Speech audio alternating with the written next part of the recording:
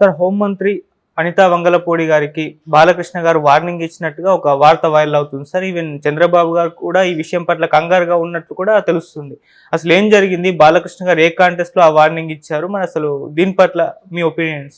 తెలుగుదేశం అధికారంలోకి వచ్చిన దానికి కారణాలలో ఒకటి ఏంటంటే జగన్ ఆ, ప్రభుత్వంలో అరాచకత్వం నెలకొనిందని విపరీతంగా ప్రచారం జరిగింది.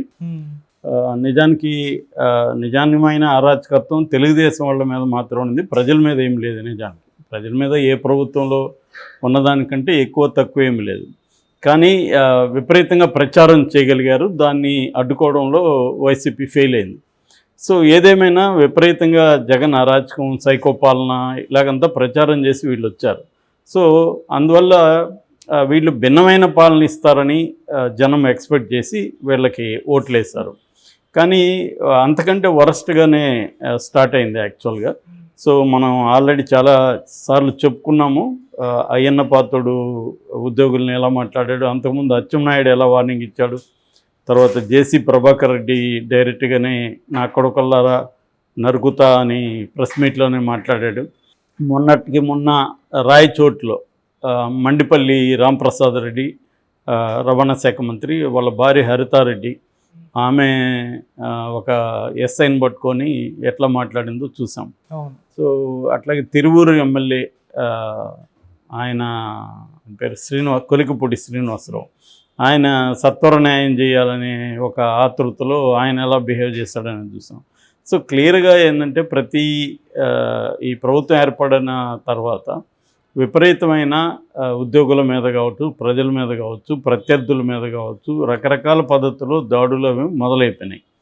దీనికి ఒక కారణం ఏంటంటే వీళ్ళ నాయకులే. ఒకప్పుడు చంద్రబాబుతో సహా లోకేష్ రెడ్ బుక్ రాజ్యాంగం, ఇటు పవన్ కళ్యాణ్ కడ్రాయలతో ఊరేగిస్తా, నడివీధిలో తిప్పుకుంటూ వెళ్తా, ఈ సినిమా డైలాగులు ఇవన్నీ వాళ్ళకి ఒక అట్మాస్ఫియర్ని క్రియేట్ చేసాయి. అంటే ఇవన్నీ మేము చెప్పినా కూడా మాకు ఓట్లేశారంటే మమ్మల్ని చేయమనే కదా ప్రజలు అన్న పద్ధతిలో ఇప్పుడు రెచ్చిపోతున్నారు. దీన్ని ఎవరు కూడా ఆపడానికి ఇటు పవన్ కళ్యాణ్ ట్రై చేయట్లేదు, చంద్రబాబు గట్టిగా ఏం ట్రై చేసే పరిస్థితిలో లేడు. అసలు ఇంకా అసంతృప్తిలో ఉన్నారు చంద్రబాబు మీద.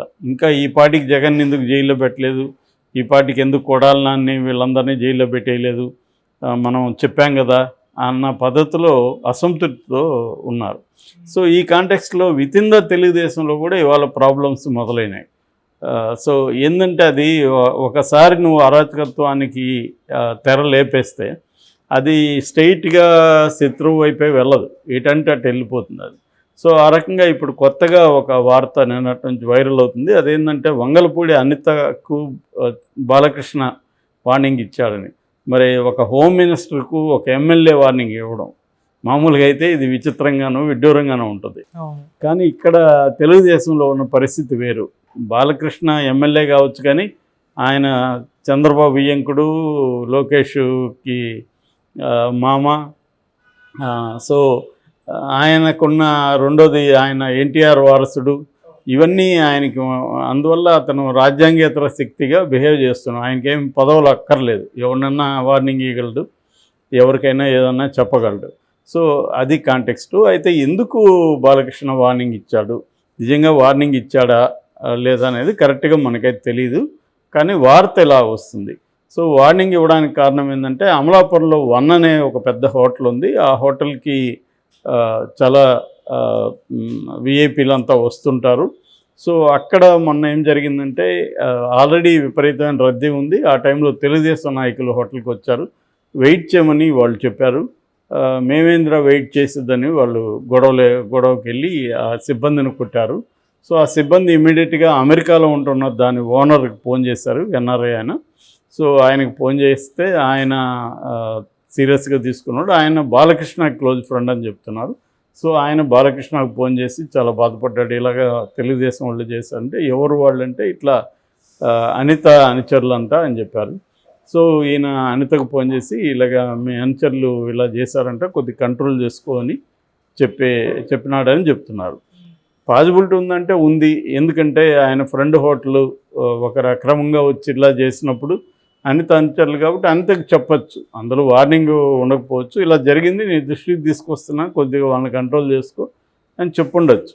బాలకృష్ణ స్థాయి చెప్తే ఖచ్చితంగా అనిత లాంటి వాళ్ళు ఫాలో అవుతారు తప్ప అంతకంటే ఏమీ ఉండదు అక్కడ. అనిత హోమ్ మినిస్టర్ కావచ్చు, ఇంకొకటి కావచ్చు, కానీ మొత్తంగా చూసుకున్నప్పుడు వీళ్ళ ఫ్యామిలీలో బాలకృష్ణ ఒక కీ రోల్ అయితే ఉంది. ఎందుకంటే చంద్రబాబు అరెస్ట్ అప్పుడు కూడా బాలకృష్ణకి పగ్గాలు ఇచ్చే పరిస్థితి ఉంది, కానీ బాలకృష్ణ దానికి సూటిగాడని చంద్రబాబు అతను ముందుకు తీసుకురాలేదు. ఎందుకంటే ఆయన ప్రత్యక్ష రాజకీయాల్లో బాలకృష్ణ కష్టం, ఆయన యాటిట్యూడు, ఆయన type of dealing with people. ఆయన ఏంటంటే మనసులో ఏది దాచుకొని రాజకీయంగా లోపల ఒకటి పెట్టుకొని బయట ఒకటి డీల్ చేసే వ్యక్తి కాదు. తనకి ఇంపల్సివ్గా ఉంటాడు, తనకి ఏమనిపిస్తుంది చెప్పేయడం, దాని కాన్సిక్వెన్సెస్ ఆలోచించకపోవడం అనేది బాలకృష్ణకు ఉండే నేచరు. రెండోది, అతను ఫ్లూయెంట్గా ఒక విషయాన్ని స్పష్టంగా ప్రజలకు చెప్పే కైండ్ ఆఫ్ కూడా అతనికి అలవాట్లేదు. అతనికి సినిమా డైలాగులు ఉంటాయి, కానీ అక్కడే మనకి పవన్ కళ్యాణ్కి అతనికి తేడా కనిపిస్తుంది. పవన్ కళ్యాణ్ సినిమాలో కంటే కూడా బయట బాగా డైలాగులు చెప్పగలడు. బాలకృష్ణకి ఆ ప్రాబ్లం ఉంది, ఒక ఫ్లో రాదు అతనికి. సో రెండోది ఏంటంటే, అతను బయట ఎక్కడన్నా అంటే విత్ ఇన్ ద షూటింగ్లో ఎక్కడన్నా మాట్లాడితే దానికి అలవాటు ఏంటంటే బూతులతో కూడిన భాష అలవాటు అది. సో అది లేనప్పుడు ఏమవుతుందంటే వాళ్ళకి కట్ అయిపోతుంది సెంటెన్స్. చాలా ఊర్లలో మనం చూస్తుంటాం, వాళ్ళు బూతులు లేకుండా మాట్లాడలేరు, ఎందుకని అది అలవాటు అయిపోయింటుంది. సో బూతులు లేకుండా మాట్లాడరంటే వాళ్ళకి ఫ్లో రాదు. సో ఈ ప్రాబ్లం బాలకృష్ణకు కూడా ఉంది. సో అందువల్ల ఇప్పుడు ఇది తలనొప్పి క్రియేట్ చేసిందని. సో అనిత కూడా దాన్ని లైట్ తీసుకోకుండా తన వాళ్ళని వాళ్ళు అవమానిస్తే వాళ్ళని వీళ్ళు ఇబ్బంది పెట్టి ఉండొచ్చు, కానీ అసలు హోటల్ సిబ్బంది దురుసుగా ప్రవర్తించారని.